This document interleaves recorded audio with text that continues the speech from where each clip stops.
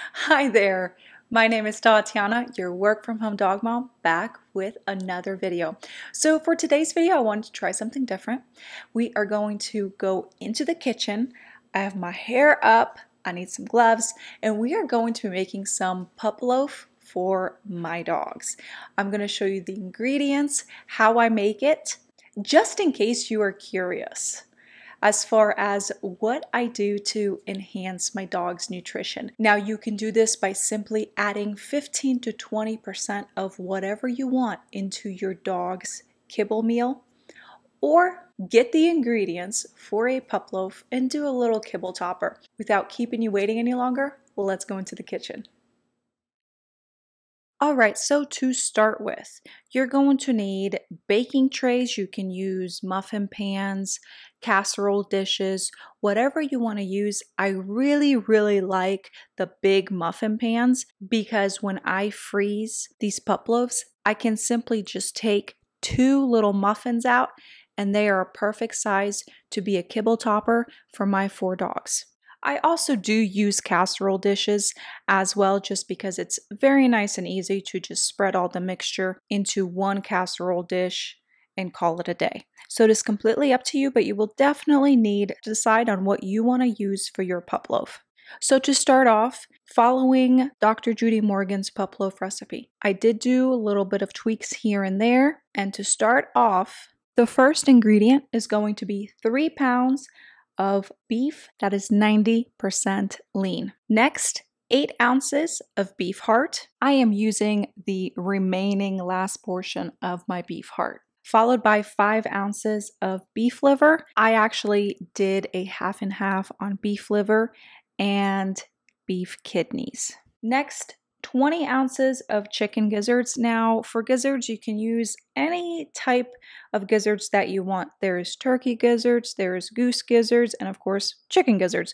So I am using goose gizzards. Now, with the beef heart and the goose gizzards, I have already chopped them up and taken off majority of the fat that I can. Next, 3 cans of sardines in water. No salt added. So if you look on the back of your sardines, you want to make sure the sodium does not exceed 3%. And you are only going to use the sardines.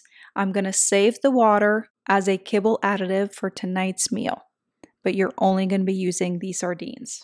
Then we have 5 eggs with shell. I am using quail eggs. 2 teaspoons of ground fresh ginger with 3 ounces of red bell pepper.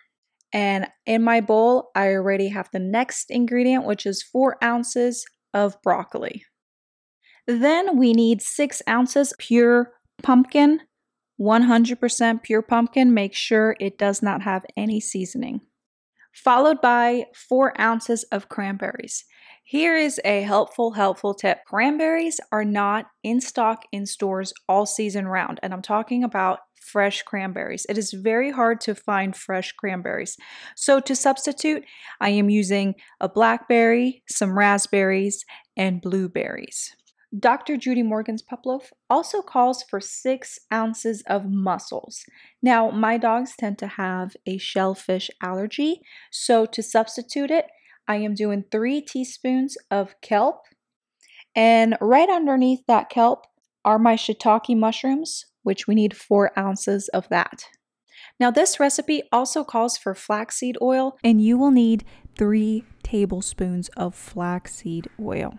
And then last but not least, we are going to need some dark leafy greens. You can use kale, chard, or spinach, but we're going to need 5 ounces of that. And I have chopped up 5 ounces of kale. All right, that is the ingredient list. Now it is time to chop the gizzards up in my food processor, add the hearts, add the liver and kidneys, and start to mix things up a little bit. And then I'm going to combine everything into a bowl before popping them into my different trays. Feel free to preheat your oven to 325 at this time.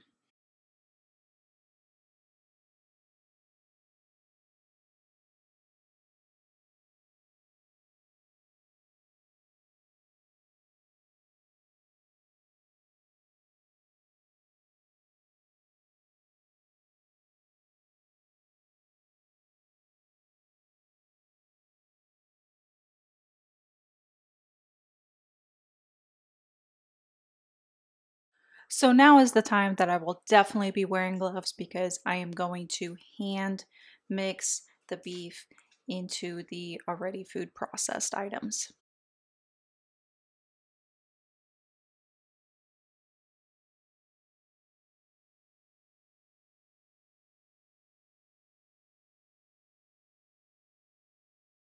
Now, kale is one item that is not really food processor friendly.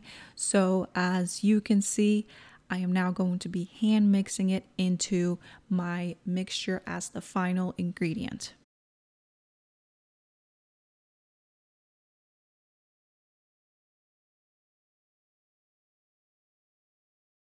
Once everything has been completely mixed, it is now time to put it into your casserole dish, your muffin tin, whatever you want to use for your pup loaf. Now is the time to add your mixture into its specific dish.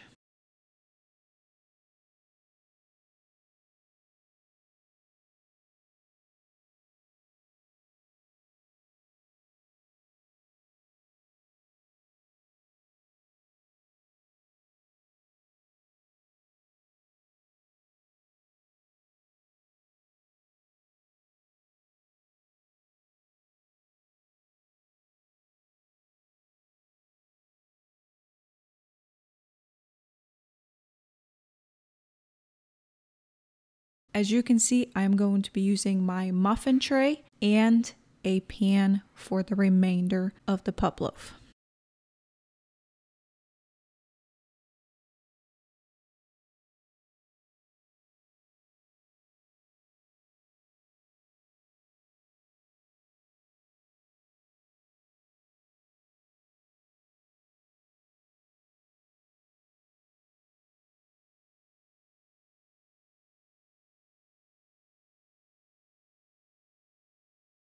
And by now, of course, my oven is preheated, ready to go.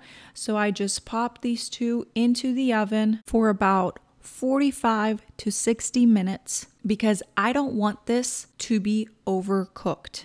We are doing a low temperature for a longer period because we want it to be lightly cooked, but not fully all the way cooked.